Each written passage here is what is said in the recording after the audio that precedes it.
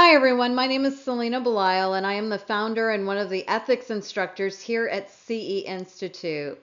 And we are going to share this information with you publicly on YouTube because we felt it was really an important topic for our students and all licensed healthcare practitioners. Our website here at CE Institute has hundreds of free lessons on it. It's under almost like a blog section where when we have some new data that we want to put out to our students that might be an update of their past training, we'll post it here on our website. And it's one long running form. You can actually, here it says search a category in the upper right hand corner underneath the maroon horizontal navigation bar across from the title, What Happens When a Massage Therapist Wants to Date Their Client. Under that category, you can select ethics training, lymphatic training, myofascial training. There's many different subjects that we have posted here at our school, so students can kind of get some information in between courses if they want to look something up. And we can see the traffic to our website, and our #1 visited page on our website isn't things like you think it'd be like how deep is too deep for deep tissue massage, right? Or how to do this or how to do that. It's none of those.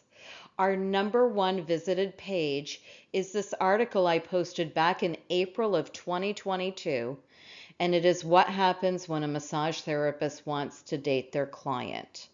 Not only is it our #1 visited page on our website, but it's also one of the pages where whoever's visiting the site and visiting this page, this is the page that they spend the most time on our website as well. So I'm going to share with you what's in this article because it seems like there's a pretty big interest in this topic. Now, you might think that this might not apply to you because you might be married or it's just not something you would ever consider. And you're right, it is ill-advised. But I am going to share with you some experiences that I've seen firsthand. If you're an employer, you definitely need to be privy to this. If you have coworkers, you should also have ideas of what to do at work. If you have colleagues, and you probably went to massage school with other students who you might stay in touch with, this is a really important topic that we should all know about and share. Now, it probably seems obvious, and you probably heard this in massage school. Under no circumstance should you be dating your client. You should not sexualize the relationship. You should not allow your client to sexualize the relationship. Sometimes clients might become sexually aroused in a massage session. I don't want to call this normal, but it does happen. When that happens to me, I simply ignore it. If it's just a physical reaction, I might have a hand towel over my shoulder, which I might throw over the client over the sheet if the physical arousal is something that you can visually see.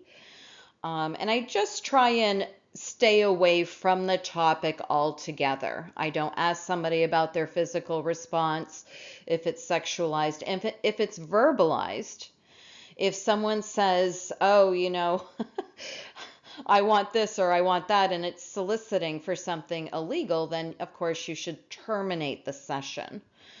But what happens when you're single, the client's single, and there's a mutual attraction there? That's what I want to talk to you about right now.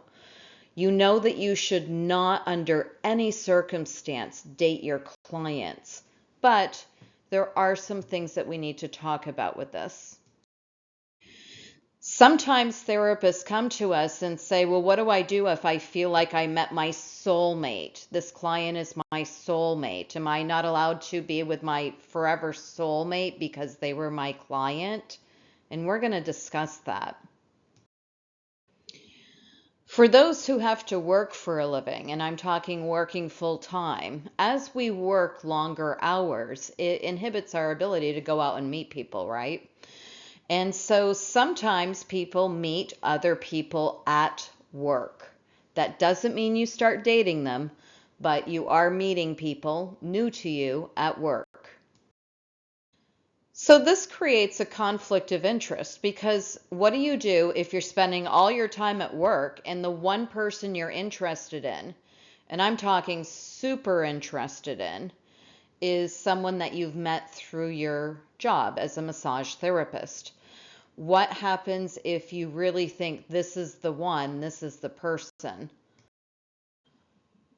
I'd be remiss not to say that if a practitioner starts a romantic or sexual relationship with a client, whether it be at work or outside of the workplace, regardless of what they do, that could be prosecuted as criminal activity, or the practitioner could simply be sued for unethical conduct and punitive damages and so forth. So we're talking about a really risky area that probably is not worth pursuing under any circumstance. We're going to give you a bunch of stories here about when it was absolutely not accepted and one time when it was. I'm going to share with you what happened at my company when this happened between one of my therapists who I was employing and one of our clients. Okay. And how I responded to this situation might be different than how others respond to the situation. This is back in the 1990s. There were a lot of variables to it, and I'm going to share those variables because there's these nuances and I don't want to say gray areas. Under no circumstance should you be dating your client. And if you see a therapist dating their clients, that's a problem. You might need to report that to the board because it's considered unethical. But we're going to review that right now and right here. Some experts agree that it might be okay to date your client if you terminate the client relationship, because you should never be dating your paying client. That's a clear conflict of interest. There's a power differential with your client usually being naked on a table while you remain dressed standing over them. It is unethical, unprofessional. You should never date your client. If someone does not want to follow our advice and they feel like they're in a soulmate situation and they do want to date their client, then I highly advise that you terminate the client relationship effective immediately. That means do not go out on dates with romantic interest, drinks, definitely not sexualizing the relationship, and that should never happen at work, even after the fact. You need to find an end date, terminate the relationship as a client to start a personal relationship. I would go as far as drawing up a written contract between the practitioner and client, clearly stating that the relationship has been terminated to pursue a mutual interest outside of the client practitioner relationship. Okay. I would also include that no payment will be accepted for your service from this date going forward because of the change in the relationship. And then I'd have both parties sign it. We want to make it really clear that there's no longer a power differential between the practitioner and client. The relationship is now terminated, and you're now equal people who are mutually pursuing an interest. I also don't think it's too far-fetched to actually consult a licensed attorney to ask them for their advice, maybe with that contract that you've terminated the relationship, maybe how to approach your employer if you're an employee. There are a number of legal advisements that you probably should consider beyond an ethics course that you need to consider because of your licensed profession. You are licensed, you are trusted by a government agency to provide public service for payment. And one of those public services for payment does not include dating your clients. Now, for those who are self-employed, that might be a little bit different, having your own business values versus somebody who's an employee working for someone else if they are interested in dating their client.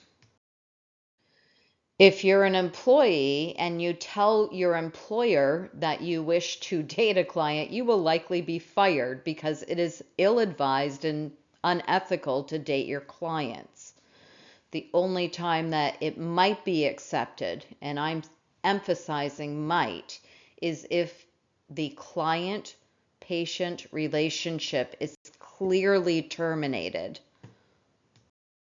Also, not informing your employer of what you're doing, even if you hired an attorney and signed a contract saying that the relationship was terminated as client practitioner, and you pursued this personal interest of dating a client, your employer still might fire you. Your job is at risk. It's considered unethical to date your clients. I had a massage therapist that I had found out during her shift that she had started dating one of our clients. And I fired her right there on the spot the second I learned about this. Now, as an employer, that's always a difficult situation to terminate an employee because you want to make sure you have cause. Even in a no cause state, I now work in Florida, you don't have to have cause to terminate people, but you should always seek a licensed attorney to provide legal advice. I always worried when I terminated someone that I might get sued, but in this case, it was pretty clear. She started dating a client. She didn't tell me about it. And more importantly, she kept seeing the client at my business. He was paying her for massage, and they were having a romantic relationship outside of the establishment. That was a clear conflict of interest. It could have been an abuse of power differential, and it's a legal liability that I cannot sustain. Ironically, this woman was a licensed massage therapist, and she was also a licensed occupational therapy assistant. So I kind of looked up to her as a young employer in my 20s. This is back in the 1990s. And I always thought it was odd that part of her duties as an OTA, an occupational therapy assistant, was she taught hygiene. And she really was unsatisfied with the job task she had been given as an OTA. And she really liked the massage aspect of her training. So she went to massage school and became a massage therapist. But this is someone who used to teach hygiene who couldn't even properly wash her own feet. And I had to discuss that with her as her employer as well. Listen, I know you taught hygiene, but you have a foul body odor that a client has mentioned, and I can smell it too. I'm surprised that you haven't addressed this as a former instructor or teacher of hygiene to others. So it's usually across the board. If you find someone who is unethical or maybe just not morally there in one area, they are probably across the board with us. I've come across this a couple times as an employer. In this particular situation, the therapist didn't tell me that they were dating a client, kept them on their roster, and got fired for it. But that wasn't always the case at my business. I had another scenario where a therapist wanted to date their client, but instead of hiding this from me, they actually told me. They were seeing this client on a regular weekly basis. We used to be open till 9 o'clock at night, and this client was always the practitioner's last client of the evening. And I usually closed up shop. And they waited to make sure that everyone else had left the business, and it's now after 9 p.m. And they approached me together and they said that they are romantically interested in one another and they are dating. And they had just met each other a couple weeks ago at the establishment. And that he is going to continue his massage appointments and continue to pay for them, so it's not going to affect me. And I said, whoa, time out. That's not going to happen. What happened in this situation is I thanked both of them for coming to me and telling me about this, and that it was really important that they did tell me, because if they had not, I would have to have let the therapist go. And I asked to speak to the therapist privately in a treatment room, and we locked the doors and went upstairs and left the client downstairs. He knew that I needed to speak to my staff member by themselves. And I told her, I said, listen, you're putting your license at risk dating a client, and there is no way that he can remain a client of this practice while you're dating him or forever. This is just not something that is acceptable, and we need to make that clear both to you and him. I'm not going to terminate you, but he is terminated as a client, and I'm not terminating you because you told me. And I also asked her, has anything sexual happened in the business? If she had said yes, then she would have been terminated on the spot. And I didn't tell her that was the end result. But she was very clear. She's like, no, we went out for drinks last week, and I was tired. He asked me to go out for a drink. I don't know what I was thinking. I went out, and we're really, very, very interested in each other. She's like, this is the guy I could marry. I want to date him. If I have to leave the practice, I will. And I said, let me think about it. But, my answer right now is, I'm not terminating you, but there's just no way he can remain a client. And I appreciate that, you want to make sure that this doesn't financially affect me. It will. We're going to lose a client. But if you've met your soulmate, I'm happy for you. You just can't date him here as a client. And he's not going to be able to come to see other therapists either. It's just, that would be too messy for me. I also told her, if the relationship doesn't work out and she starts to date another client, whether she tells me or not, she will be terminated. We won't make multiple exceptions with dating clients. But if this is supposedly your soulmate and you are super interested, you think this is a person you're going to marry, I'm not going to stop you. You just need to do this in a way that's responsible. So I'm one of the minority that says, if you meet your soulmate at work, there might be circumstances that it might be okay to date this person after you've terminated the relationship. But not all people think that. Some people say, even if it's your soulmate, hands off, don't do it. Now, ironically, the practitioner who did consult with me told me that they are starting a relationship with their client, and I terminated the client and allowed her to stay on. She ended up being a highly unethical person. Surprise!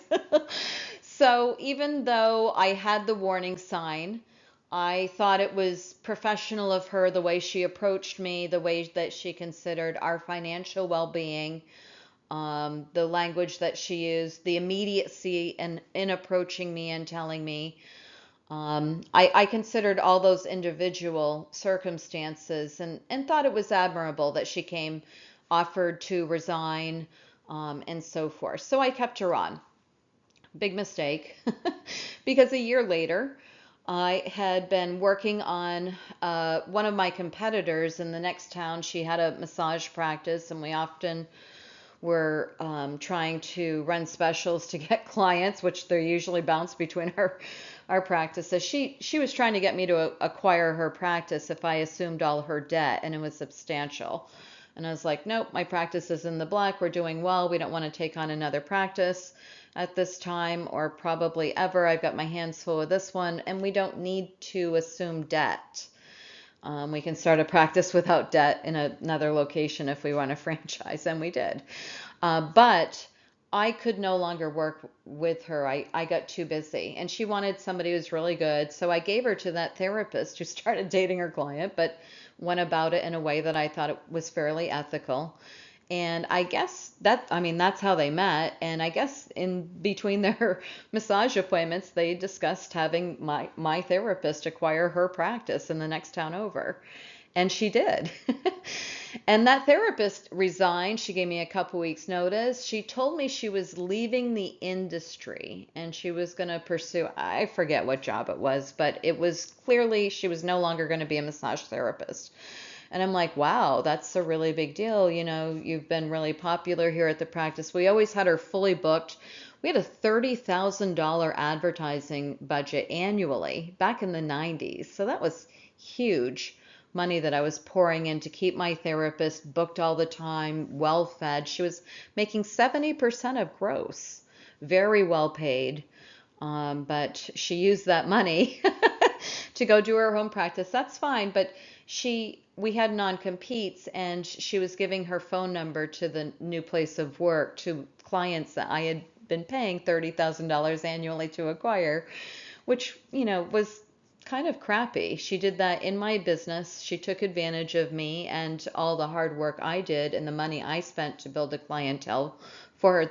This was her first job out of school at my practice. She came with nothing, no clients, no income. And I made things very comfortable for her, I guess too comfortable, and this is what she did. So I want you to put your antennas up, and if you see unethical conduct amongst your colleagues or in your workplace, you might want to consider how this impacts you, because it could. And I'll give you another example. Back in 2020, I attended a board meeting virtually because it was the start of COVID and we wanted to petition the boards to allow us to teach live webinars in place of in-person CE credit for licensing requirements. And during that board meeting, we had to listen to all the disciplinary hearings first. And I actually sat through one of the disciplinary hearings where we found a therapist dating a client. And do you want to know how the board found out about it? The husband of the wife who was dating the therapist wrote the board and said, "My wife is having a sexual relationship with this licensed practitioner." Can you imagine? So the board investigated. They went to the place of work and there were coworkers there all stressed out that this was going on in their workplace. Now they should have reported it themselves, but when they were asked about it, they were very frank, candid, and honest. And so when the board was having this disciplinary hearing, they said, this is incontrovertible. It's, not only has the husband said it, but the coworkers have backed up what the husband's claims are too. And the guy lost his license right then and there. I believe it was already suspended, but lost license for life right there in that meeting. So your career is over, okay? So it's never a good idea to date your client. And in this situation, this practitioner is a predator. He was dating multiple clients. That's not a once in a lifetime soulmate situation. He was using his power differential as a predator dating multiple people. And this wasn't two single people that had a mutual interest. He was even dating married people. So that was unethical on top of unethical. Now, in that particular situation where the coworker was dating multiple clients, I would have hoped that the coworker could have gone to the employer or the business owner and reported the unethical conduct. And if the business owner was aware of it, definitely report it to the board.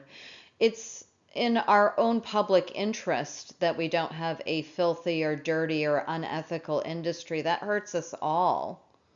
And in this case, we had, an upset husband he probably thinks the lowest of massage therapists, like we date our clients. We don't. That was a rare exception, and the guy lost his license for it. He lost his entire career. All that education, training, money, time, all gone, because your license is gone. So, You do have to consider some negative blowback that could occur if you are reporting someone. I don't know if you can make anonymous complaints to the board. I don't think they really investigate them when they are anonymous. I think if they receive multiple anonymous complaints, hopefully they'll act on them. In this case, they had a signed complaint and acted on it. But I would have been a little bit prouder about this scenario if the coworkers had actually come forward and been the ones to first report this unethical predator contact instead of a client's husband. In ethical situations, personal or individual circumstances must always be considered. If you're going to do something that's in an ethical gray area, consider the pros and cons of your actions before you actually do it. I believe we all get some ethics training when we originally go to school to get our certifications or diplomas to become a licensed healthcare practitioner. And in addition to that, you might have joined an association that might have a code of conduct or greater ethical requirements to work by to remain a member in good standing. And at the end of the day, we're given all this information of what we should ethically do. And it's really up to us to follow those rules, to toe the line, to do the right thing ethically. But when it comes down to it, sometimes there's gray areas and individual circumstances have to be considered. Now, I have reported massage therapists to the licensing board for unethical conduct on multiple occasions. Two that I can think of right away that come to mind is when a therapist robbed me and was arraigned in court for their robbery. I reported that to the board. And also when a therapist robbed a client. The client came out all stressed. She showed me her wallet and her license and her credit card. There were holes where these were clearly missing. And I immediately called the police. I kind of believed her. She was crying, and the therapist came to work and she seemed all strung out. And the police escorted her off the premise. We didn't know where the license and credit card was, but it was missing, and she said she heard her fondling in the purse. And the police also said, we think she's under the influence, but we don't have, we can't test her. We can't arrest her because we don't have this on video. It's one word against another. We advise escorting her off the premise. I agreed, please take her off the premise. She was terminated right there, and the police wrote up a police report, and she was indicted. She actually had to go to court and face, I forget if it was a felony or misdemeanor, but I actually went. The client was really upset about it. She was robbed while she was naked and supposed to be in a trusting situation. I was scared to death that I was going to get sued by the client, and I fully supported her. I went to court to every hearing where this client had to testify, and I was right there. I was her rock. I'm like, obviously we have no part of this. We called the police. I made her whole on the spot because her cash was missing too. And she said she only had about $40. I gave her $40 right there. She's like, I don't have any money to get my cab home, and I don't have a credit card. And I believed her. Now there's a liability admission when I gave her the $40. So an attorney might have told me not to do that, but I was compassionate and I wanted to make her whole. I mean, if I had been robbed in a massage establishment, I would have wanted some support. She probably felt very vulnerable, crying and so forth. So, how you navigate your own personal choices and decisions, whether you report somebody to a board, towing the line yourself. I wish I would have reported the woman that didn't tell me she was dating the client and then was fired, who had the hygiene problem. About 10 years later, she was working at a very high-end massage establishment and she was fired. You want to know why? She was accused of stealing a necklace, a family heirloom, from the client. And the therapist who I fired tried to claim that it got lost in the laundry. It must have been lost in the laundry, and we'll never know what happened.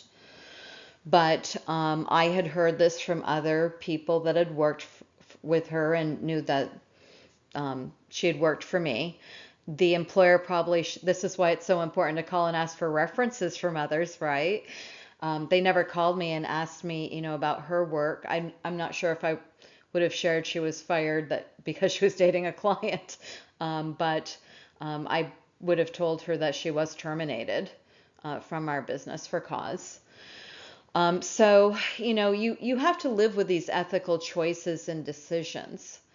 And there's a lot of ethics that does come up in the workplace, and hopefully you always choose to do the right thing. So, to sum this up, what's important to remember is your professional and ethical obligations to the client. You are in a power differential situation where you are clothed, the client is unclothed, they're on the table, they're paying you for service. Okay, that creates an undue influence where you're in this authoritative position over the client. You need to accept personal responsibility for that and make ethical and responsible choices when servicing that client.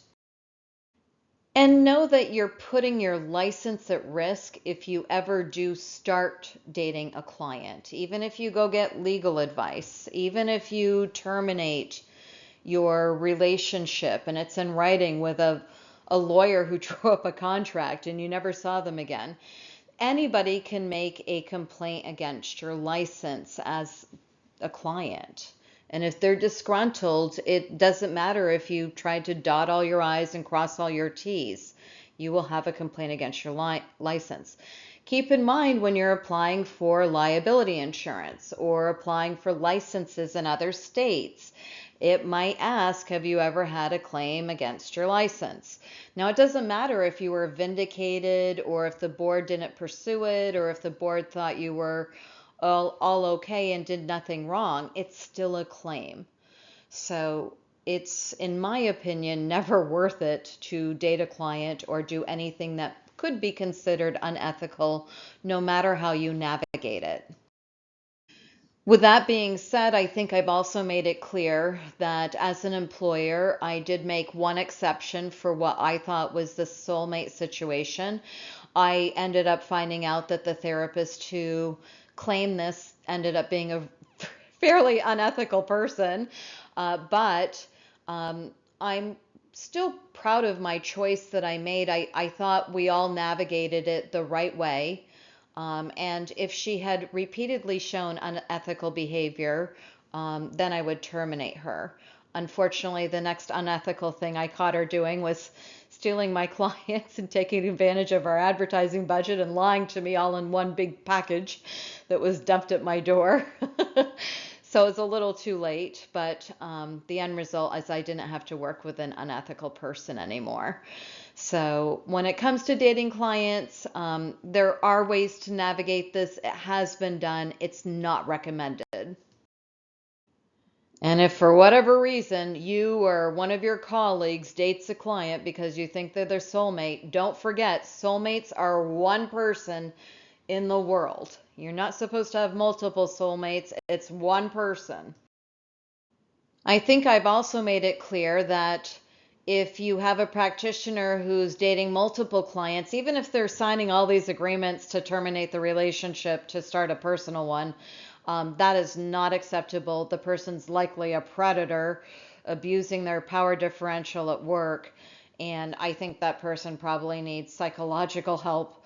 And I don't know how to advise you to what to do in that situation if you're working with them, other than try to possibly report that to your employer or board if you feel safe to do so.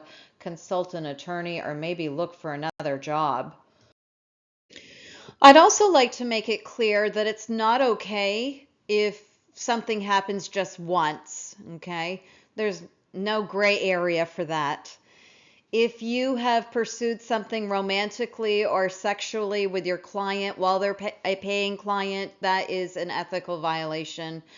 with your license and probably even through humanity and more. So do not engage in any type of romantic or sexual relationship with your clients ever at any time. If you must pursue something with a soulmate, I'm of the minority opinion that would say you could simply terminate your client relationship and probably seek an attorney to make that legally binding or something with a contract. That might be the one and only time that you could pursue that. I've talked about board disciplinary action against a license, loss of license, possible criminal action could be pursued if a client files a police complaint. I didn't talk about your reputation. It's fairly unethical to date clients. And even if you feel you've navigated this properly, you may lose the respect of your colleagues that know that you've dated a client. So hopefully you marry them and gain a little bit of that respect back. It's really never a good idea to date a client. We've talked solely about dating clients, but dating your coworkers at work is also not a great idea. Most massage establishments are fairly small with a limited number of staff. I happen to employ about 40 therapists, and that was a fairly large massage therapy staff in a massage establishment. And we did have one guy who came from a professional sports team who was dating multiple therapists at my company. I did not know it as the employer. I found out when a workplace harassment complaint was filed against him. And what I learned is he had actually moved in with one of the female therapists that he was dating. They were living together.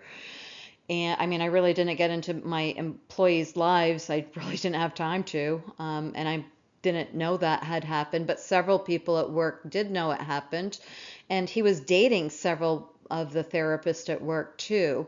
And I don't know if the therapist was jealous that he moved in with the other.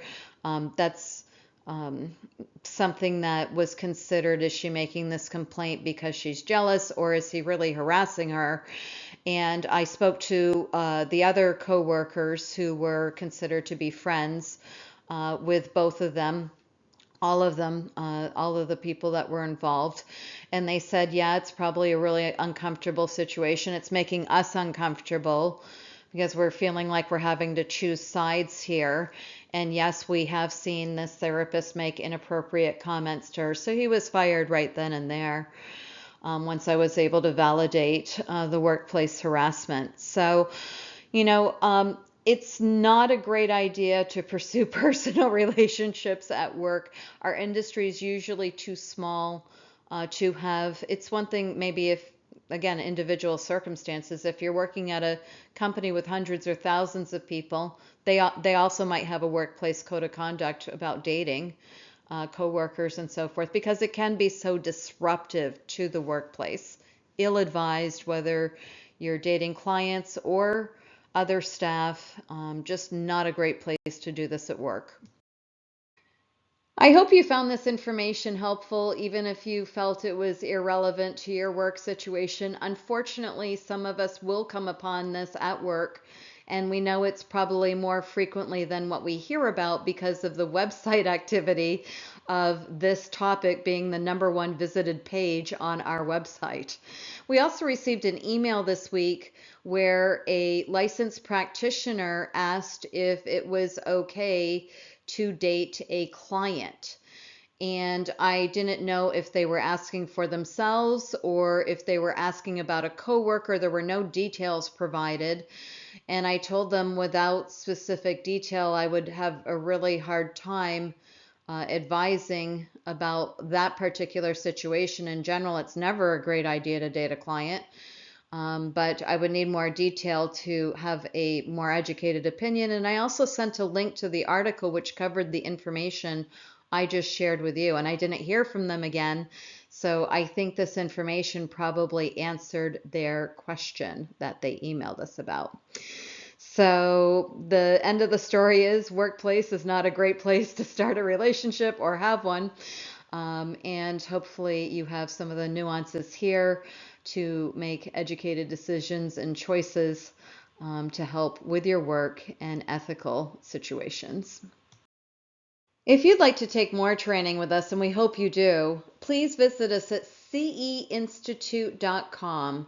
We have hundreds of courses available, including ethics training that is usually board approved for specific licenses. Please check with your board to make sure that our courses are accepted for CE credit prior to registering for one. And we do hope to see you in a training.